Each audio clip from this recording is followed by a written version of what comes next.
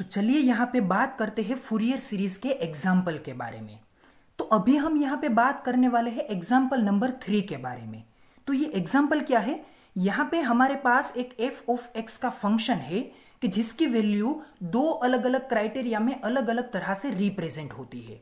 मतलब कि अगर हम यहाँ से -π से लेकर 0 तक के क्राइटेरिया को कंसिडर करते हैं तो उस क्राइटेरिया में फंक्शन एफ ऑफ एक्स की वैल्यू कंसिस्टेंटली 0 से क्या होती है, रिप्रेजेंट होती है।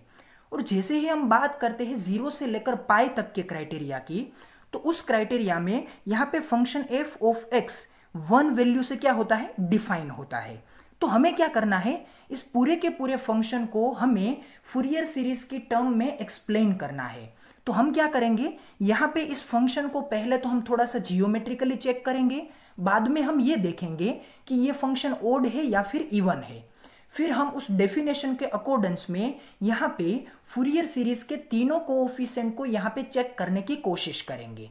और वो तीनों कोएफिशिएंट कौन से होंगे, a0, an और bn। फिर हम क्या करेंगे, उन तीनों कोएफिशिएंट की वैल्यू फूरियर सीरीज के बेसिक इक्वेशन में रखने की कोशिश करेंगे। और बाद में हमें सिंप्लीफिकेशन से जो इक्वेशन मिलेगा वो क्या होगा, वो यहाँ पे इस पूरे के पूरे एफ ऑफ एक्स फंक्शन का फूरियर एक्सप्लेनेशन होगा। तो चलिए बात करते हैं इस पूरे के पूरे लेक्चर के बारे में डिटेल में। Example number 3।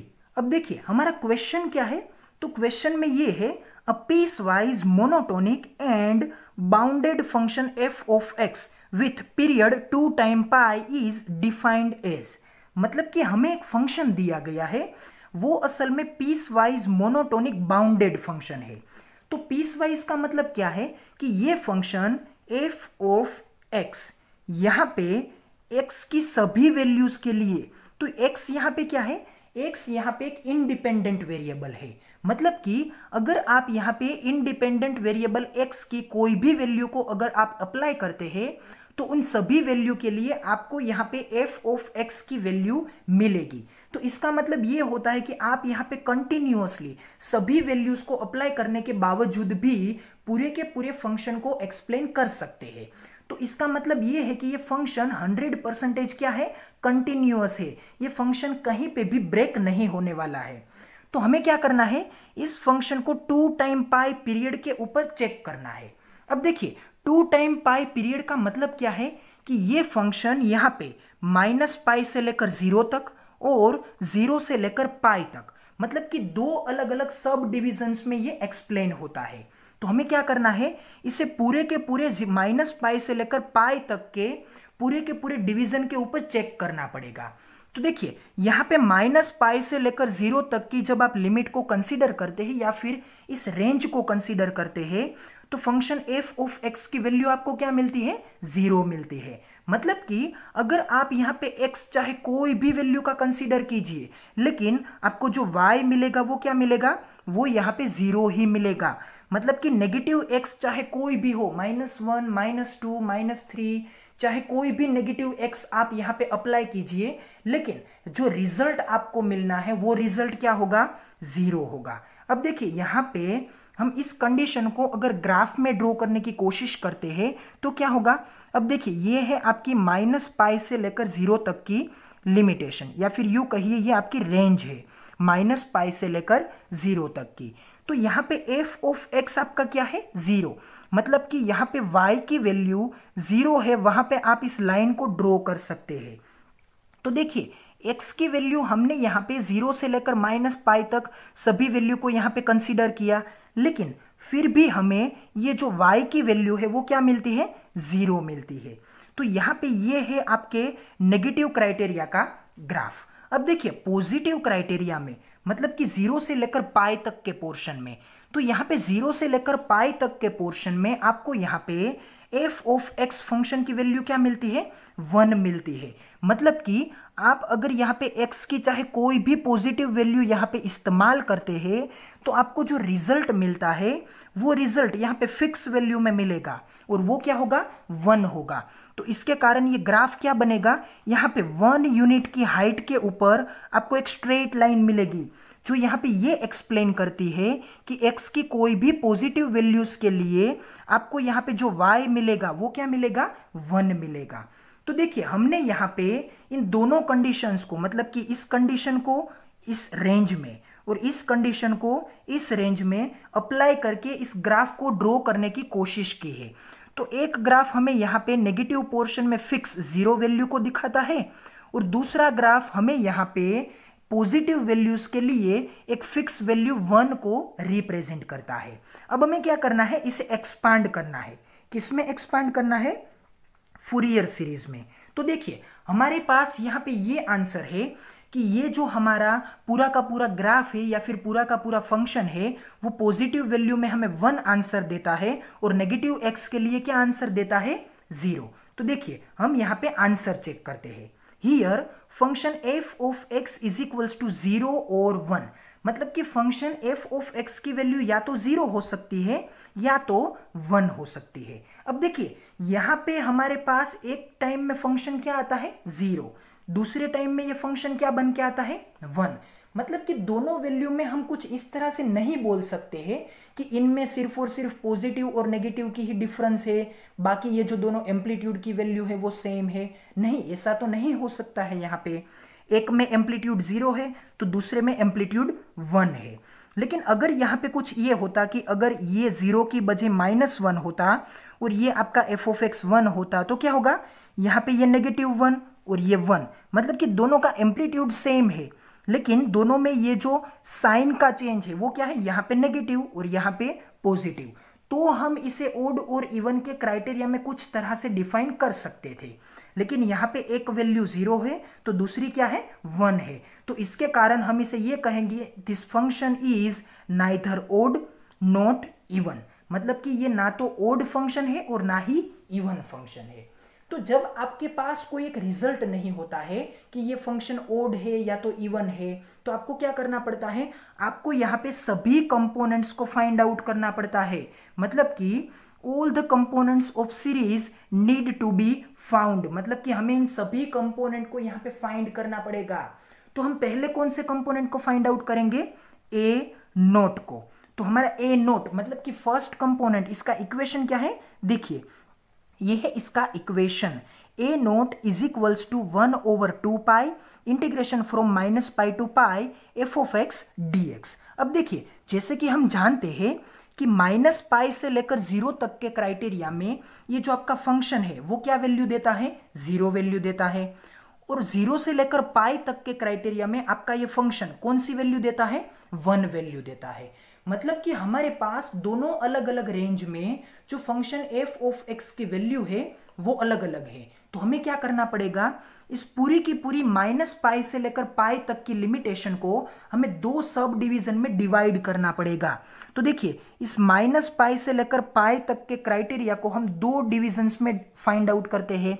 तो पहला डिवीजन क्या रहेगा, -π से लेकर 0 तक का डिवीजन।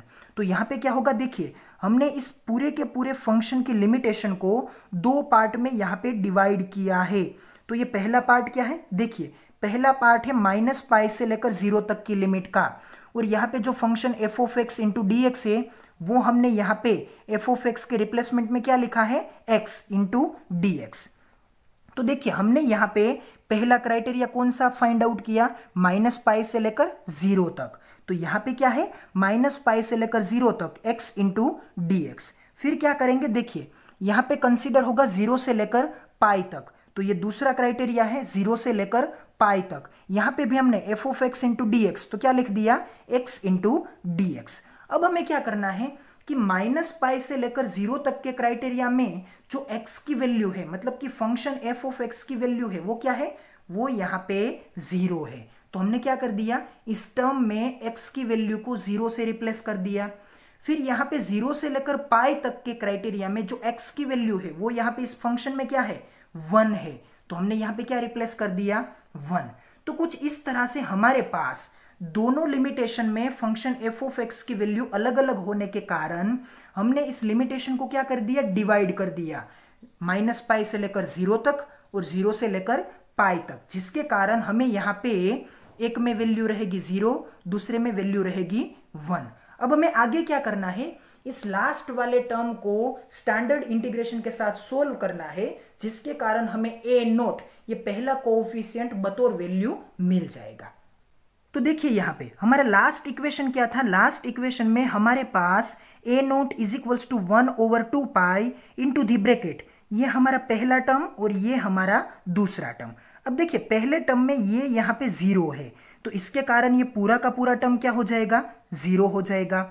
और यहाँ पे दूसरे टर्म में क्या है, 1 है, तो ये टर्म यहाँ पे 1 के साथ अगर dx मल्टीप्लाई होगा तो सिर्फ और सिर्फ यहाँ पे क्या बचेगा, dx, ये तो हो जाता है 0। अब हमें क्या करना है, dx का इंटीग्रेशन करना है। तो देखिए dx का इंटीग्रेशन होता है x, और यहाँ पे लिमिटेशन क्या है, 0 से लेकर पाई तक की। तो जैसे ही हम यहाँ पे लिमिट अप्लाई करते हैं तो क्या होगा, पहले आएगी अपर लिमिट और बाद में आएगी लोअर लिमिट। तो लिमिट अप्लाई होने के कारण हमें यहाँ पे ये पाई पाई कैंसिल होने के बाद क्या मिलेगा, ए नोट इज इक्वल्स टू 1/2। तो हमारे पास यहाँ पे ये जो हमारा पहला कोएफिशिएंट है वो क्या बन के आता है, a naught is equals to 1/2। अब हमें क्या करना है, सेकेंड कोएफिशिएंट ए एन की वैल्यू को फाइंड आउट करना है। देखिए ए एन का इक्वेशन क्या है, a n is equals to 1/पाई इंटीग्रेशन फ्रॉम -पाई to pi f of x into cos of n x d x. अब जैसे कि हम जानते हैं कि एफ ऑफ एक्स की वैल्यू हमारे पास दोनों अलग अलग पोर्शन में अलग अलग है, जिसके कारण क्या करना पड़ेगा, हमें यहाँ पे दो अलग अलग लिमिट में इस पूरी की पूरी लिमिट को क्या करना पड़ेगा, स्प्लिट करना पड़ेगा। तो देखिए लिमिट स्प्लिट होने के कारण क्या होगा, पहले हम -पाई से 0 तक और बाद में हम 0 से लेकर पाई तक की लिमिट को अप्लाई करते हैं। तो कुछ इस तरह से ये आपके दो टर्म्स यहाँ पे क्या होते हैं, जनरेट होते हैं। अब स्प्लिट की हुई लिमिट में हम क्या करने वाले हैं, यहाँ पे -पाई से लेकर 0 तक के क्राइटेरिया में एफ ऑफ एक्स की वैल्यू क्या है, 0 है, क्योंकि हमने यहाँ पे क्या अप्लाई किया था, देखिए 0 अप्लाई किया था। तो क्या होगा, यहाँ पे हमने इस क्राइटेरिया में क्या किया, एफ ऑफ एक्स के रिप्लेसमेंट में 0 लिखा, और इस क्राइटेरिया में एफ ऑफ एक्स के रिप्लेसमेंट में क्या लिखा है, 1 लिखा है। तो जाहिर सी बात है कि ये टर्म आपका क्या हो जाएगा, 0, क्योंकि यहाँ पे क्या है, 0 मल्टीप्लाइड है। फिर क्या होगा, यहाँ पे इस इक्वेशन में 1 मल्टीप्लाइड है, तो 1 यहाँ पे कोस ऑफ एन एक्स के साथ मल्टीप्लाई होने के कारण ये तो यहाँ से क्या हो जाएगा, निग्लेक्ट हो जाएगा। तो यहाँ पे क्या होगा, सिर्फ और सिर्फ आपको इतना टर्म मिलेगा, 1/पाई integration from 0 to pi cos of n x d x. So cos of n x का इंटीग्रेशन क्या होता है, साइन ऑफ एन एक्स, लेकिन एक्स वेरिएबल के साथ यहाँ पे एन क्या है, मल्टीप्लाइड है, तो इसका यहाँ पे इनवर्स वैल्यू, मतलब कि आपको यहाँ पे एन को क्या करना पड़ेगा, डिनोमिनेटर में लिखना पड़ेगा। तो यहाँ पे कोस ऑफ एन एक्स का स्टैंडर्ड इंटीग्रेशन क्या होता है, sine of n x upon n, और यहाँ पे लिमिटेशन कौन सी अप्लाई होने वाली है, 0 से लेकर पाई तक की। अब देखिए यहाँ पे sine of n time x में जब हम पाई और 0 की लिमिटेशन को अप्लाई करते हैं तो क्या होगा, sine of n time x, पहले लिमिट अप्लाई होगी पाई, तो यहाँ पे क्या होगा, sine of n time pi, बाद में यहाँ पे लोअर लिमिट साइन ऑफ 0। तो देखिए जैसे कि हम अभी तक सभी टर्म्स में देखते आए हैं कि sine of n time pi will be always 0 और साइन ऑफ 0 इज ऑल्सो 0, मतलब कि यहाँ पे आपके दोनों टर्म 0 होने के कारण आपका ये second coefficient a N finally आपको क्या मिलेगा, 0। मतलब कि अभी तक आपने जो दो कोएफिशिएंट फाइंड आउट किए, ए नोट और ए एन, उनमें से ए नोट की वैल्यू आपको क्या मिली है, 1/2, जबकि ए एन की वैल्यू आपको यहाँ पे फाइनली क्या मिली है, 0। मतलब कि फूरियर सीरीज के आखिर के इक्वेशन में ए एन कोएफिशिएंट को कंसिस्ट करने वाली टर्म लास्ट इक्वेशन में प्रेजेंट नहीं रहेगी, क्योंकि ए एन कोएफिशिएंट 0 होने के कारण वो पूरी की पूरी टर्म क्या हो जाएगी, 0। अब चलिए लास्ट और आखिर के कोएफिशिएंट के बारे में बात करते हैं, कोएफिशिएंट बी एन। तो ये आपका बी एन कोएफिशिएंट, इसका इक्वेशन क्या है, bn is equals to 1/पाई इंटीग्रेशन फ्रॉम -पाई to pi f of x sine of n x. तो जैसे कि हमने यहाँ पे लिमिटेशन को स्प्लिट किया था, कुछ इसी तरह से हमने यहाँ पे bn कोएफिशिएंट में भी लिमिटेशन को क्या किया है, स्प्लिट किया है। तो देखिए यहाँ पे हमने पहले -पाई से 0 तक और बाद में 0 से पाई तक लिमिटेशन को स्प्लिट कर दिया। अब हम क्या करेंगे, इस एफ ऑफ एक्स टर्म में जो कोई भी value accordance with given limit होंगी उसे हम क्या करेंगे, रिप्लेस करेंगे। और बाद में जैसे हमने यहाँ पे स्टैंडर्ड इंटीग्रेशंस का इस्तेमाल किया था, कुछ इसी तरह से हम यहाँ पे बी एन कोएफिशिएंट की वैल्यू को भी फाइनली फाइंड आउट करेंगे। तो चलिए बात करते हैं इस पूरे के पूरे बी एन कोएफिशिएंट के सिंप्लीफिकेशन के बारे में। तो ये हमारा आखिर का इक्वेशन था कि जिसमें हमें एफ ऑफ एक्स की वैल्यू को क्या करना है, रिप्लेस करना है। तो देखिए -π से लेकर 0 तक के क्राइटेरिया में एफ ऑफ एक्स की वैल्यू क्या है, 0 है। और यहाँ पे 0 से लेकर π तक के क्राइटेरिया में एफ ऑफ एक्स की वैल्यू क्या है, ये है 1। तो क्या होगा, ये पूरा का पूरा टर्म एक 0 की प्रेजेंस की वजह से क्या हो जाएगा, 0, मतलब कि ये होगा यहाँ से कैंसल। अब देखिए ये आखिर का टर्म कि जिसमें से 1 यहाँ पे क्या होने वाला है, गायब होने वाला है, क्योंकि 1 का मल्टीप्लिकेशन हमारे लिए यहाँ पे कोई इंपॉर्टेंट नहीं है। हम किसे कंसीडर करेंगे, sine of n x into d x को। अब देखिए यहाँ पे क्या है, b n is equals to 1/π integration from 0 to π sine of n x into d x.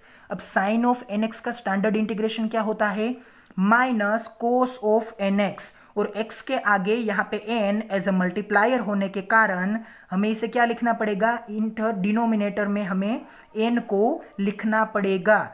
तो हमने यहाँ पे n को डिनोमिनेटर में लिख दिया, और लिमिटेशन अप्लाई करने में हमें कोई मिस्टेक ना हो इसके कारण हम हमारी इस नेगेटिव साइन को यहाँ पे क्या कर देते हैं, बाहर ले लेते हैं। तो देखिए ये यहाँ पे आ जाती है बाहर, फिर हम क्या करेंगे, पाई और 0 की लिमिटेशन को यहाँ पे पहले क्या अप्लाई करेंगे, पाई को, जिसके कारण ये टर्म क्या मिलेगी, कोस ऑफ एन टाइम पाई। फिर आखिर में ये लोअर लिमिट, जिसके कारण आपको क्या मिलेगा, कोस ऑफ 0। अब देखिए कोस ऑफ 0 की वैल्यू क्या होती है, 1 होती है। और ये आपका n यहाँ पे हम पाई के साथ में यहाँ पे रख देते हैं, तो क्या होगा, -1/n into pi into the bracket, ये आपका cos of n time pi as it is, और ये आपका कोस ऑफ 0 क्या वैल्यू देता है, +1। तो हमने इसे क्या कर दिया, यहाँ पे 1 लिख दिया। अब देखिए बी एन कोएफिशिएंट आपको आखिर में क्या मिलता है, 1/n time pi into the bracket 1 minus cos of n time पाई।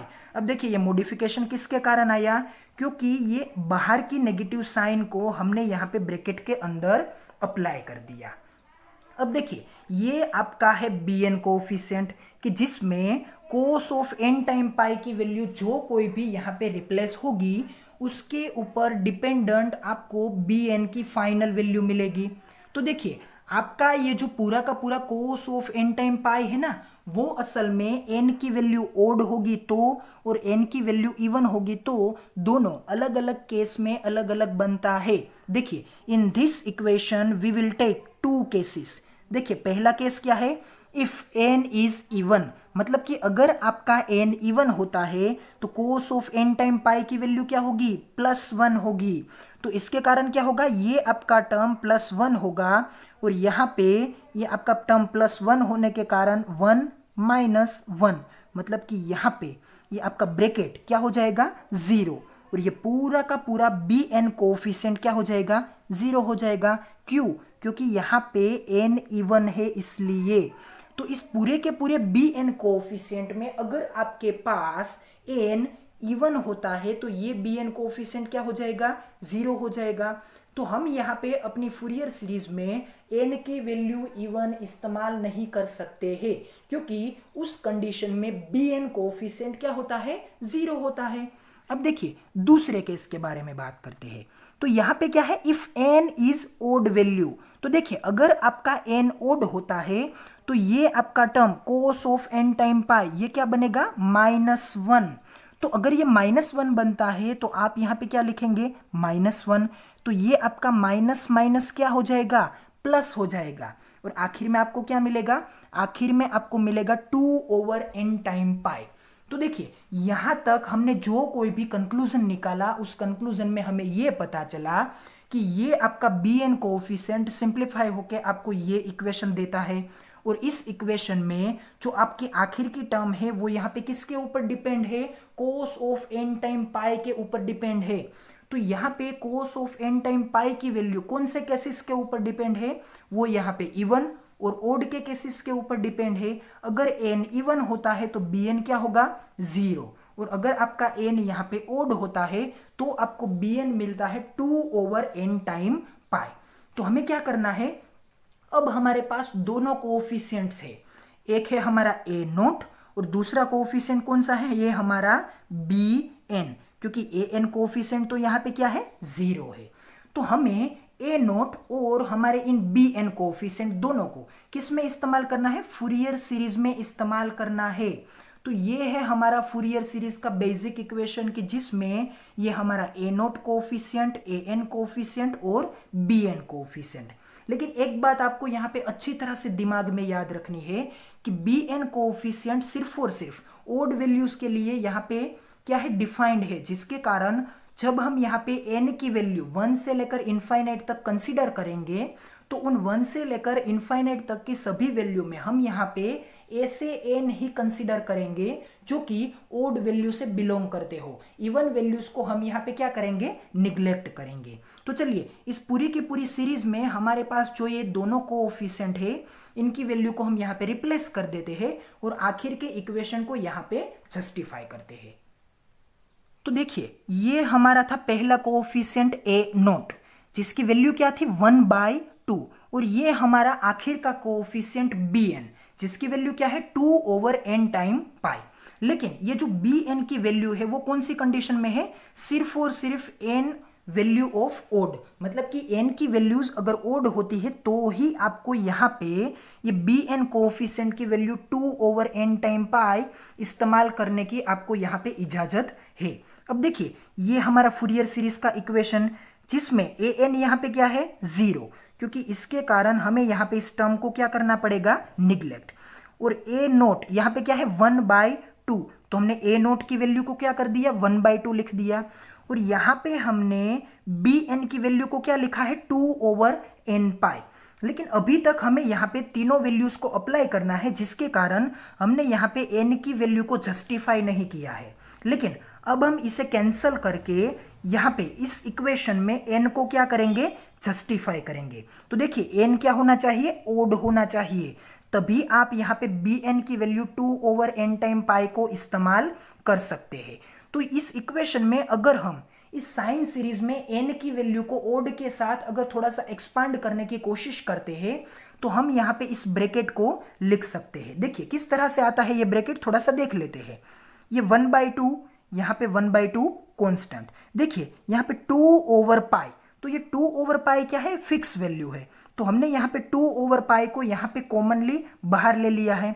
तो अंदर ब्रैकेट में क्या बचता है, sine of n time x upon ये हमारा n, तो ये आपका sine of n time x upon n, मतलब कि जैसे ही आप यहाँ पे n की वैल्यू को यहाँ पे और यहाँ पे ओड वैल्यूज के साथ रिप्लेस करते हैं तो आपको क्या मिलेगा, पहले आप अगर 1 लेते हैं तो क्या होगा साइन ऑफ x अपॉन 1, फिर अगर आप 3 लेते हैं तो क्या होगा sine of 3 time x upon 3, फिर अगर आप यहाँ पे 5 लेते हैं तो क्या होगा sine of 5 time x upon 5।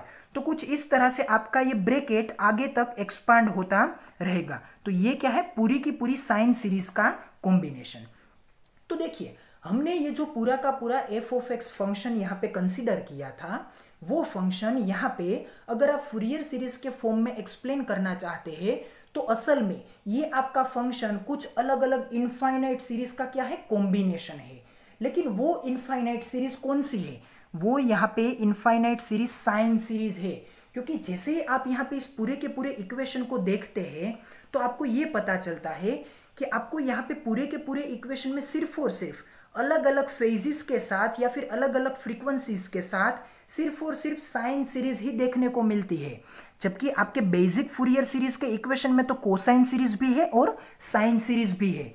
लेकिन जब आप यहाँ पे हमारे स्पेसिफिक इस दिए गए एग्जाम्पल के बारे में बात करते हैं तो आपको जो फंक्शन मिलता है या फिर आपको ये जो पूरी फूरियर सीरीज मिलती है वो यहाँ पे कौन सी सीरीज से एक्सप्लेन होती है, वो यहाँ पे सिर्फ और सिर्फ साइन सीरीज से एक्सप्लेन होती है। सो आई होप कि यहाँ पे आपको ये पूरा का पूरा एग्जाम्पल अच्छी तरह से समझ में आ गया होगा। Thank you so much for watching my video.